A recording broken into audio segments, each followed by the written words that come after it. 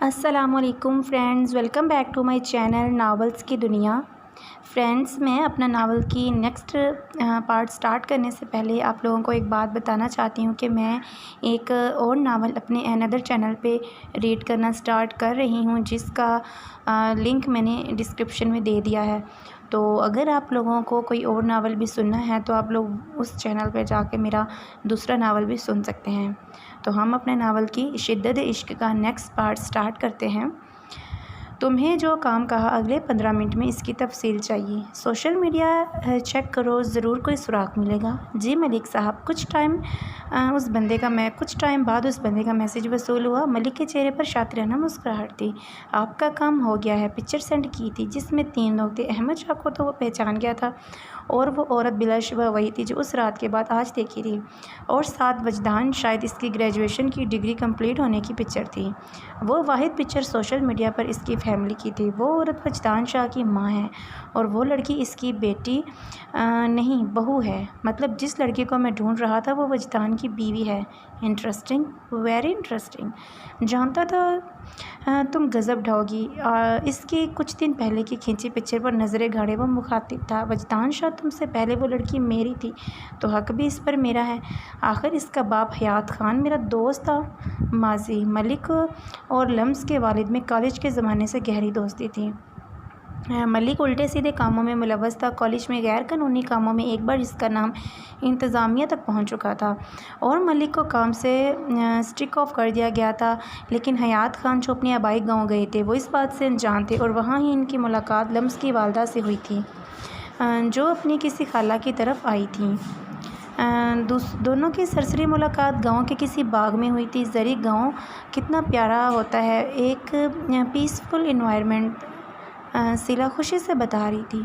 वो आम के दरख्त है ना? हाँ, वो सिला को हैरान होते देख मुस्कुराते बता रही थी। वो चलते चलते इनसे अलहदा हो गई थी और बाग की सिमत चल दी जहाँ से आम के दरख्त नज़र आ रहे थे।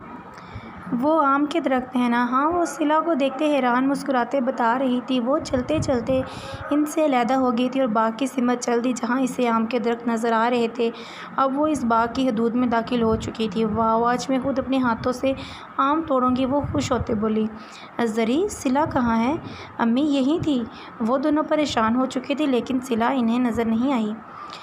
वहीं रुक जाओ, हिलना भी मत चोरनी। सिला की आंखें खौफ से खुल गई, जो आम तोड़ने के चक्कर में उछल रही थी। देखे, मैं चोर नहीं हूँ, वो खौफजदा होते बोली। तो फिर कौन हो? हयात ने मुस्कुराते इसके खौफ से पड़ते सफ़ेद चेहरे को देखते हुए कहा, जो इनके बाग में खड़ी थी। मैं ये आम तोड़ने आई थी, प्लीज़ मुझे लेने दे, बस एक लूँगी भाई और चली जाऊँगी। सिला ने मासूमियत से कहा। भाई वाह, इस मासूमियत पर कौन कुर्बान न जाए। सामने करीब 15-16 साल की लड़की को देखते कहा, जो ब्लैक शलवार कमीज़ पर रेड दुपट्टा सर पर ओढ़े अपने लहजे और चेहरे से मासूमियत के रिकॉर्ड तोड़ रही थी। क्या सोच रहे हैं भाई आप? ये पैसे ले ले, पर मुझे अपने हाथ से तोड़ना है आम, प्लीज़। सोच में डूबे दे ग्रे आंखों वाले लड़के से कहा, जो इसके पूरे चेहरे में से इसे अट्रैक्ट कर रही थी। एक शर्त पर मुझे भाई कहना बंद करो और बताओ कहाँ से हो तुम? वो अब करीब आया था। ओके, मैं आपको भाई नहीं कहूँगी, पर मुझे तोड़ने देना प्लीज़। हयात हैरान हुआ। वो तो एक ही रट लगाई थी, तोड़ो इसे। ओ फर्दी। जब वो फिर से उछलने का काम जारी कर रही थी, जिसे देखते हंसी आई। रुको, मैं तोड़ देता हूँ। फिर खुद तोड़ कर दिया। ओए थैंक यू। तो बोलो। वो जो आम लेते खुशी से जा रही थी, इसके रास्ते में हायल हुए। थैंक यू भाई, खिलखिलाते कहते वो भागी। जब वो इसके पीछे हुए थे, कहाँ गई खाला और जरी? वो खौफजदा हुई थी। वो इसे वहाँ नज़र नहीं आई जहाँ से वो आई थी। आहिस्ता आहिस्ता शाम हो रही थी पर वो इन्हें नहीं मिली। मैं घर कैसे जाऊंगी? मुझे तो रास्ता भी नहीं याद। सिला, सदा की बेवकूफ़ रहना। उनको तो पता भी नहीं था मैं कहाँ हूँ। रोते इर्द गिर्द देख रही थी। ओए तुम रो क्यों रही हो? उससे लड़के की आवाज़ सुनकर सरत से सर उठाया था। भाई मैं घर कैसे जाऊँ? मुझे रास्ता नहीं याद, रोते बताया। उफ़, ये भाई कहना। पहले तो वो चिढ़ा था मगर क्यों समझ नहीं आई। सिला, तुम पागल कहाँ थी? कितना ढूंढा तुम्हें? जरी की आवाज़ सुनकर जिसमें जान आई। जरी वो इसके गले रख कर रो रही थी और इस चक्कर में हाथ में पकड़े आम भी फेंक चुकी थी। चलो घर इसे साथ लेकर वो जा चुकी थी, मगर वो हसीन नौजवान तो इसकी मासूमियत के शहर में था और यहाँ हुई थी इनकी पहली मुलाकात, जो इनके अपने शहर में मुब्तला कर चुकी थी।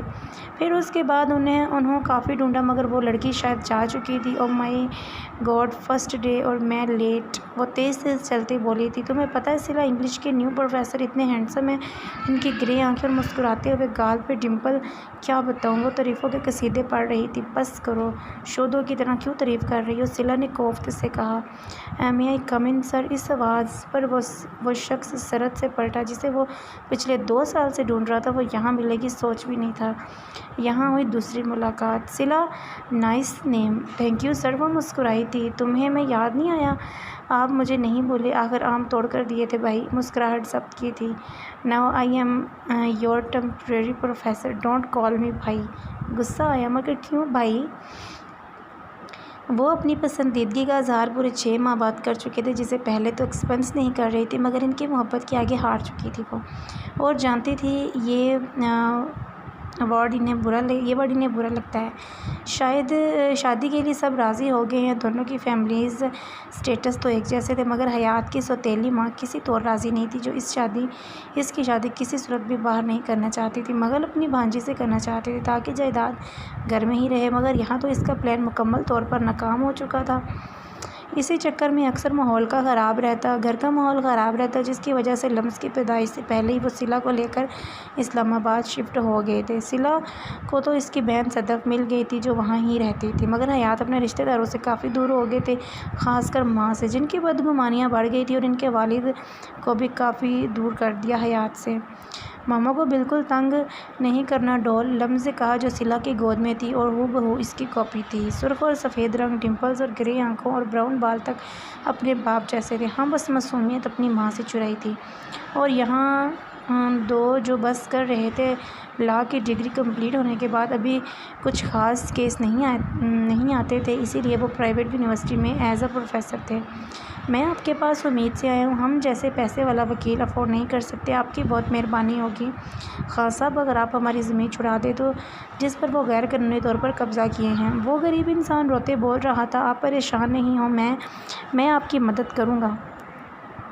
कौन है वो वकील? वो काफ़ी रौब से बोला था, जो सारे एविडेंस इसके ख़िलाफ़ जमा करवा चुका था। मलिक साहब, कोई ख़ान है, घर का ड्रेस में खुद मिलूँगा और देखूँगा किसकी इतनी जुर्रत है मेरे ख़िलाफ़ केस करने की। मलिक तो फ़ख्र से बोला। ये बरौनी है। अपनी मुस्कुराहट ज़ब्त की थी, जो बरौनी की जगह जला हुआ केक ज़्यादा लग रहा है। खान, आप मजाक उड़ा रहे हैं मेरा? सिला ने मुँह बनाया था, जिसने बहुत मेहनत से वो बनाया कम और जलाया ज़्यादा था। नहीं मेरी जान, आपका शौहर ये मजाल कर सकता है? सिला को अपनी गोद में खींचकर बिठाया था। खान, वो जो इसमें मसरूफ़ थे, पूछा। अपनी आंखें और ये डिंपल मुझे दे दें। सिला ने आंखों और डिंपल को छूने के बाद कहा, मेरी जान आपके ही हैं ये। वो हैरान हुए, अक्सर ही वो ये फजूल ज़िद करती। ना मुझे यहाँ चाहिए। अपने चेहरे की तरफ इशारा किया। सर्जरी करा लें हम मेरी जान, फिर ये मैं आपको डोनेट कर दूँगा। शर्ट भाड़ कहका लगाते इसे शर्मिंदा किया था। खान, आप मेरा मजाक उड़ाते हैं। खुफकी से गोद से उठने की कोशिश करते कहा। अभी वो मज़ीद कहते जब दरवाज़ा नॉक हुआ। ओहो, अब इस टाइम कौन डिस्टर्ब करने आ गया? बदमज़ा होते कहा। खान की मासूम जान, यहीं रहो, बाकी रोमांस टू बी कंटिन्यू। सुर्ख गाल चूमते वो जा चुके थे, जबकि वो अभी भी इसकी मोहब्बत के शहर में थी और लम्स के पास चली गई, जो नींद में थी। हयात, तुम दोनों शौक थे। Rahman, what a pleasant surprise. Khan भी खुश हुआ था पुराने दोस्त को दरवाजे पर देखकर। दोनों बलगीर हुए थे। तो तुम इस सिलसिले में आए हो? देखो रहमान, वो गरीब लोग हैं, मैंने केस स्टडी किया और प्रॉपर्टी लीगली तौर पर तुम्हारे पास है, इनलीगली तौर पर तुम्हारे पास है, तो तुम दोस्त के लिए ये केस नहीं छोड़ोगे? मलिक गुस्से में आया था। देखो मलिक, तुम गुस्सा हो, सो सॉरी, मैं कुछ नहीं कर सकता, साफ मना किया था। तुम जानते नहीं हो मुझे अभी। हयात खान, तुम पंगा किससे ले रहे हो? वो ज़मीन में अशद चाहिए समझे, और तुम बहाज़ रहो इस मामले में, वरना मजबूरन हमारी दोस्ती भूल जाऊँगा। तो तुम मुझे धमकी दे रहे हो? मलिक रहमान, चाहे तुम जितने मर्ज़ी बड़े सियासी इंसान या गुंडे हो, जो मुझे फ़र्क नहीं पड़ता, समझे? बाबा की जान, मामा के पास जाओ, बाबा आ रहे हैं अंदर। लम्स को पिचकारा था। मलिक की नज़र तो भटक भटक कर उस बच्ची की तरफ जा रही थी जो मक्स 3 या 4 साल की गुलाबी सी बच्ची थी। ब्राउन बाल, ग्रे आंखें, न जाने क्यों वो इसकी हवस में मुब्तला हो रहा था। एक चमक थी जो इस का जवान रूप भी अभी आंखों में सोच रहा था। नो बाबा पास जब वह इनकार करते खान की गोद में चढ़ चुकी थी। बाबा का प्यारा बच्चा इसके गाल चूमते गोद में उठाया था। मलिक, मेरे ख्याल से तुम्हें जाना चाहिए क्योंकि मैं तुम्हारी मदद नहीं करने वाला। वाज़ेह इनकार करते वो इसे बाहर का रास्ता दिखा चुके थे। मलिक तैश खाता रह गया था और ये इनकार किसी सूरत कबूल नहीं था। धुंधली सी वो रात याद आई जब वो इस बच्ची को वहाँ से लेने गया था, मगर इससे पहले वहाँ से कोई औरत इसे ले गई थी और वो औरत वजदान शाह की माँ थी। मलिक के अपने मकासद नाकाम हो गए थे, लेकिन वो नहीं जान पाया था वो इसे कहाँ ले गए हैं और ना कभी जान पाया था। इसके दिमाग में प्लानिंग ज़रूर चल रही थी। कोई रेलिंग से टेक लगाते, सिगरेट का धुआं उड़ाते सोच का मतलब मुराद। वो हैरान हुआ था, यार मलिक चुप बैठने वाला नहीं है, अपनी इंसल्ट के बाद कुछ तो करेगा। तुम एमजे किसी तरह पता लगवाओ। वजदान, अगर मैं इस रात लम्स को लेने ना जाती तो कोई जो इसकी ताक में था। एक सेकंड में ये कैसे भूल गया, वो लम्स को कैसे जानता है। माँ की बातें वजदान के दिमाग में गर्दिश की थी। लम्स के वालिदैन का हादसा नहीं, यानी प्री प्लान डेथ। लेकिन इन सब का क्या कनेक्शन है आपस में? क्या मलिक की खाला लोगों से रिश्तेदारी थी कोई, या फिर कैसे जानता था? क्या सोच रहे हो? मुराद ने सोचो में मुतला देख पूछा। कुछ नहीं, तुम बस मलिक पर नज़र रखो मेरी जान। मेरा बस चले तो तुम्हें अपने अलावा किसी के सामने ना आने दूँ। ख्यालों में इसका चेहरा था। तुम मेरे बहुत ख़ास बंदे हो। अब सब तुम पर है। इस एमजे पर तो मुझे रत्ती बराबर भरोसा नहीं। मलिक साहब, आपको निराश नहीं करूँगा, बेफिक्र रहें, तसल्ली अमेज़ लहजे में कहा। अभी कुछ नहीं करना, वो हमारे हर अमल से वाकिफ़ है। अभी ज़रा माहौल ठंडा हो लेने दो, फिर इससे सोच समेत बदला लेना है। मलिक ने तंज़िया कहका लगाया। जी मलिक साहब, जैसे आपकी मर्ज़ी, मैं तो आपके हुक्म का पाबंद हूँ। मलिक की हाँ में हाँ मिलाई थी। इलेक्शंस की वजह से वो काफ़ी लेट हो जाती थी और अब आज भी 9 बज चुके थे। रोड पर काफ़ी गाड़ियाँ ट्रैफिक का पता दे रही थी। सड़क के किनारे चलते वो गाड़ी के इंतज़ार में थी। अरे मिस मरियम, आप आए, मैं आपको ड्रॉप कर दूँ, ऑफिस के सीनियर ने इसे ऑफ़र दी। यकदम वो चौंकी। इस बंदे से आवाज़ार थी वो, जो ऑफिस में भी कई मौका नहीं छोड़ता था इससे फ्लर्ट करने का। नो थैंक यू सर, मैं चली जाऊंगी। मसनई मुस्कुराहट से जाते इनकार किया। बैठ जाए मिस मरियम, मैं आपको ड्रॉप कर दूंगा। नो प्रॉब्लम, वो बज़िद था। I will manage sir. आपके कोफ्ते से इनकार किया था। एहसान लेना, वो भी ऐसे बंदे से जिसकी नज़रें इसे अपने वजूद में घटती महसूस हो रही थी। इसे किसी सूरत मंजूर नहीं था। एक तकलीफ़ सी हुई थी, क्यों सुकून से नहीं जीने देते ये मर्द।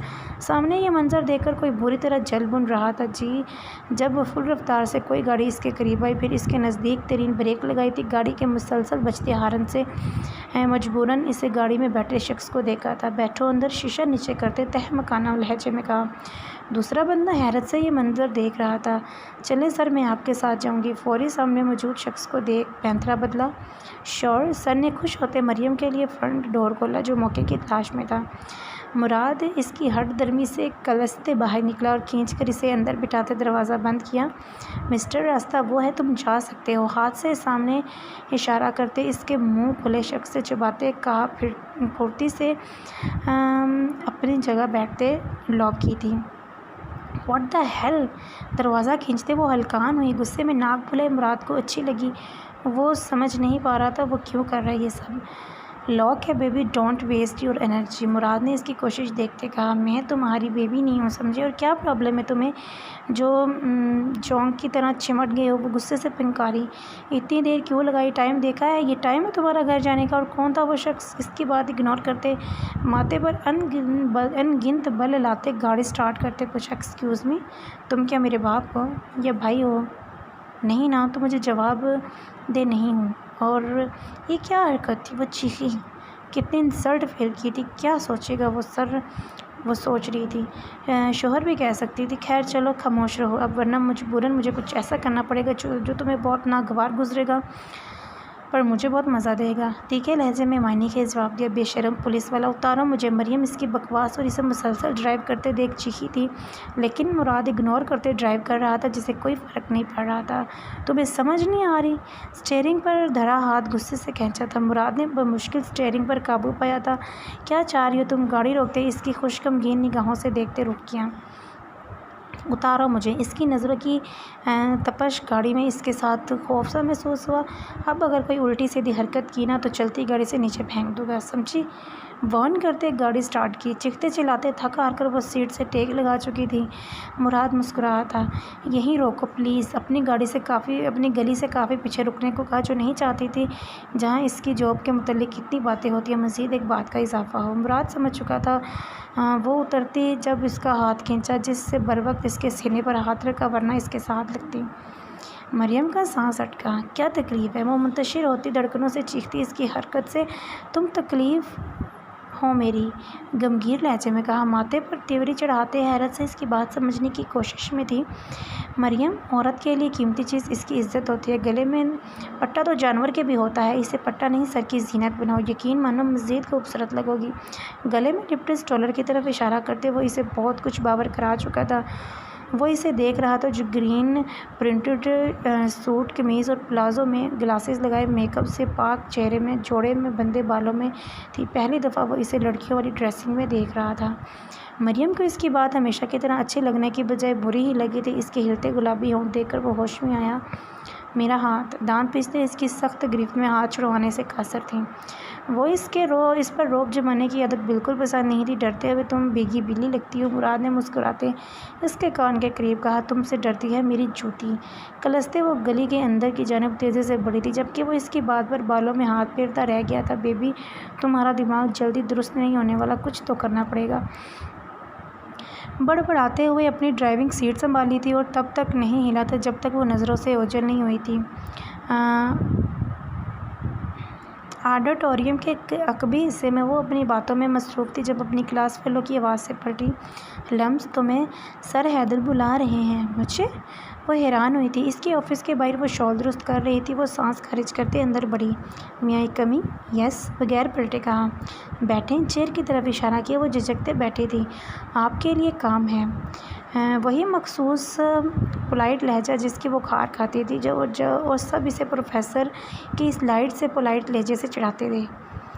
मिस, कहाँ की सैर? वो इसकी चेयर पर झुकते बोला। ये क्या आप पीछे हों? इसे खौफ महसूस हुआ था। वो ज़रा सा भी हिलती तो इसका सर इसकी ठोड़ी से मिस होता। डर लग रहा है? वो मज़ीद झुका। आपको वो छोड़ेगा नहीं, दूर रहे मुझसे। वो वजदान से खौफज़दा हुई। जिसे अगर पता चलता तो वो इसके साथ लम्स का कत्ल भी पक्का था। कौन? वो पीछे हुआ। जलन का एहसास हुआ। किसी का हवाला दे रही थी वो। आप काम बताएं। शॉल का सिरा मजबूती से पकड़े वो बस जाना चाहती थी इसके मायने के इस नज़रों से कहीं दूर जाएं। खुद पर काबू पाया था। हाँ, वो हैरान हुई और फौरी से बाहर निकली। क्या हुआ लम्स? क्या कहा? Is everything okay? अज़ा ने इसे झंझलाते देखा। अज़ा, मुझे वो शख्स बुरा लगता है। इसकी नज़रें वो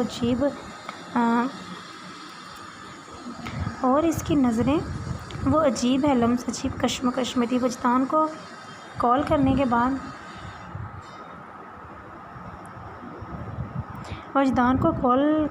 के लिए वो कदरे साइड पर थी, लेकिन इसे लग रहा था वो किसी की नज़रों के हिसार में है। फ़ोन कान से लगाए, यकदम इर्द गिर्द देखा, मगर चंद एक स्टूडेंट्स के अलावा कोई नहीं था। कहाँ गुम हो? फ़ोन से आती इसकी भारी आवाज़।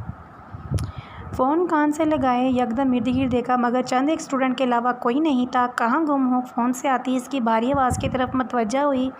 कहीं नहीं। वो खौफज़दा हुई। कुछ छुपा रही हो लम्स? Is everything okay? वजदान ने जानना चाहा था।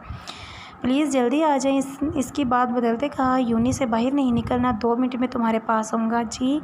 वो मक्स यही कह पाई थी। फ़ाइल बंद की थी और चाबी लेते वो उठा था। गाड़ी से निकलते बगैर इससे नज़रें मिलाई वो अंदर जा चुकी थी। वजदान की पुरसोच नज़रों ने इसकी खामोशी का पीछा किया था। गाड़ी के राज में खड़ी थी। अंदर की तरफ बढ़ा।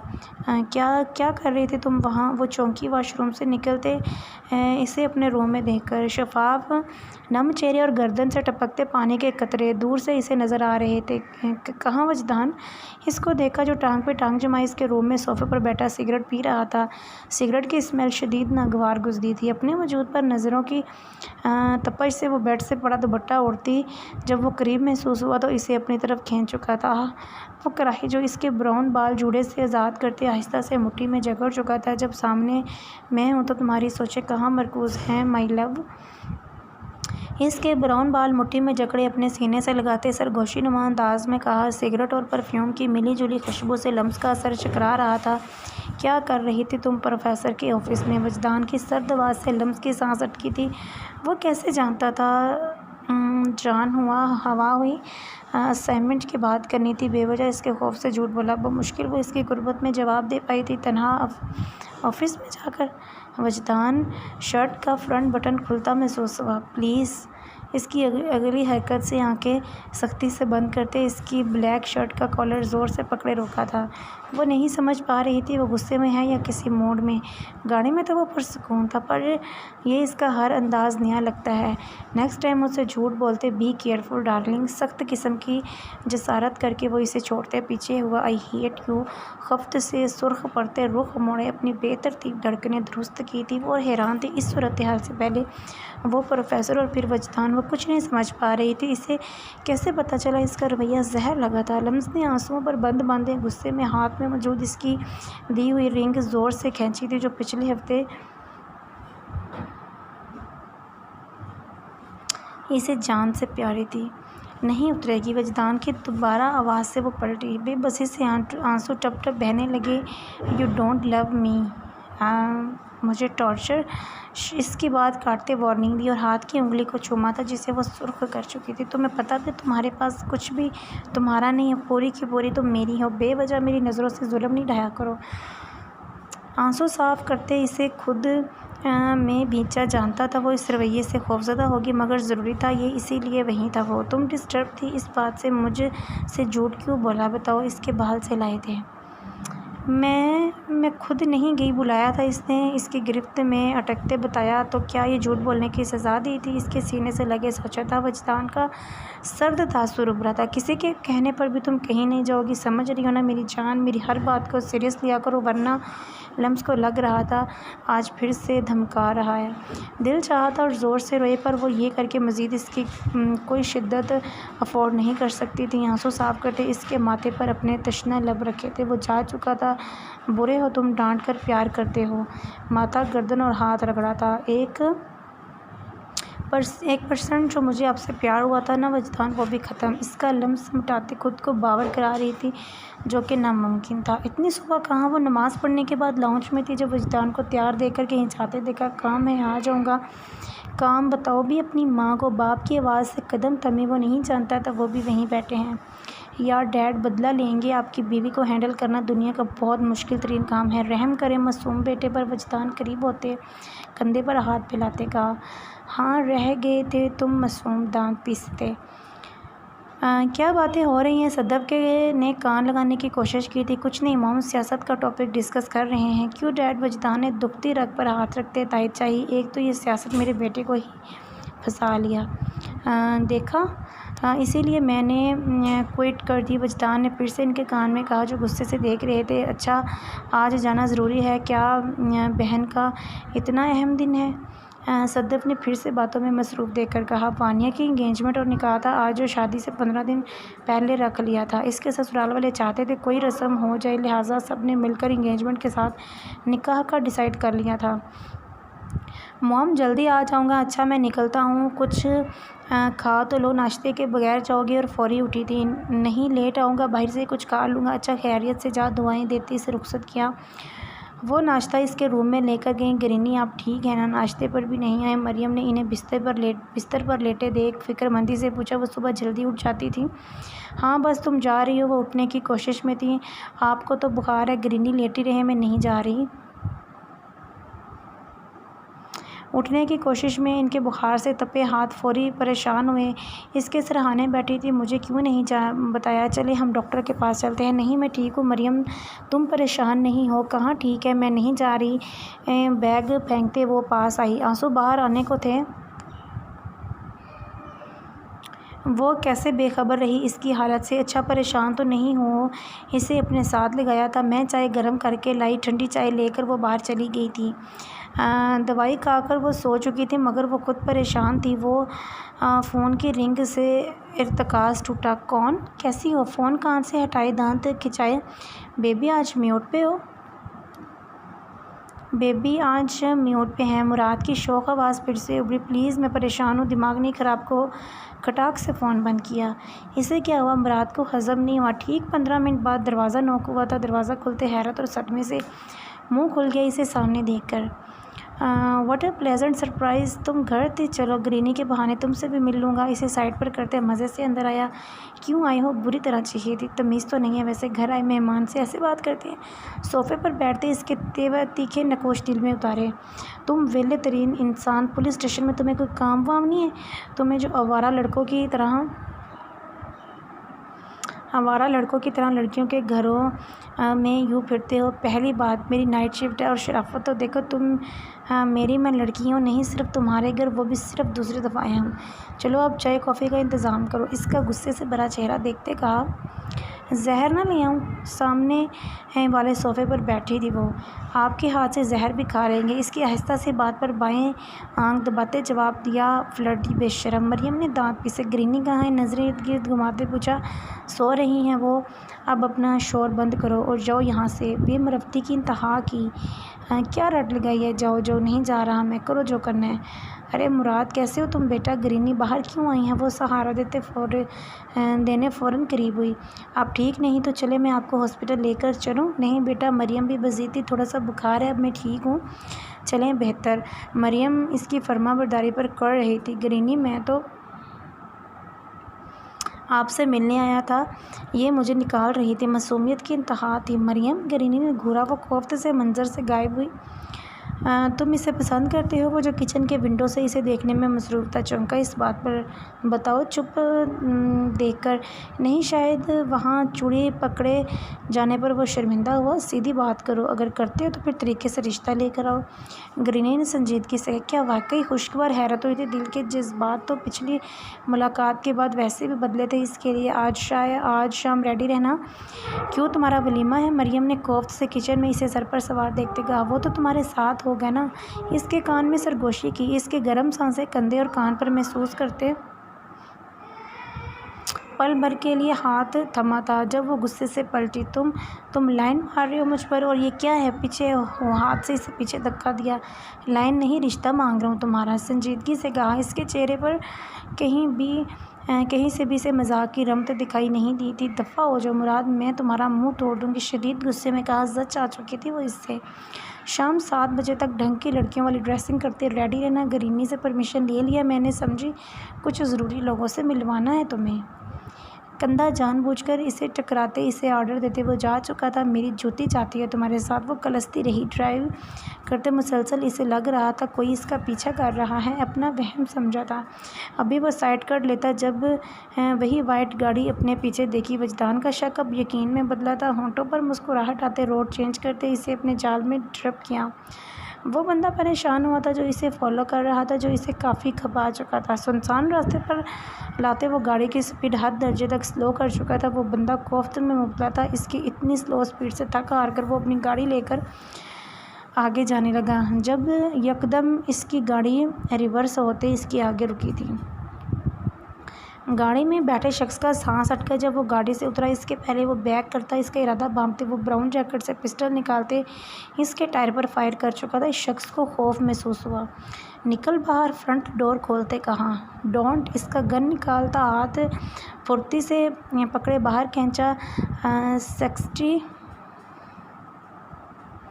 60 सेकंड यानी 1 मिनट तुम्हारे पास। किसके कहने पर तुम पिछले 15 दिनों से मुझे फॉलो कर रहे हो? वजदान ने गन इसकी गन पट्टी पर रखी। मैं नहीं फॉलो, खौफ सरायत किए था। वो कितने दिन से मौका की तलाश में था, मगर वो जानता है कि वो इसे फॉलो कर रहा है। Your 1 minute is over. Fire इसकी बाजू में किया था। दर्द से वो चीख गूंजी। खून तेज़ी से बह रहा था। क्या ख्याल है? अब्रुज खाते गन रीलोड की थी। मलिक रहमान ने कहा था तुम्हें शूट करके डराने को, प्लीज़ मुझे मत मारना। वो फौरी मिन्नत पर उतर आया था जब फायर की दूसरी बाजू पर किया था। मलिक मुझे डराएगा? तंजिया मुस्कुराहट थी। इसे कहना पंगे लेने से बाज आ जाए, क्योंकि इसकी बूढ़ी हड्डियों में सुकून नहीं है, वरना इस बार वजदान शाह के हाथों ज़ाया हो जाएगा। आइंदा मुझे नज़र नहीं आओ, वरना इशारा इसकी टांगों पर था।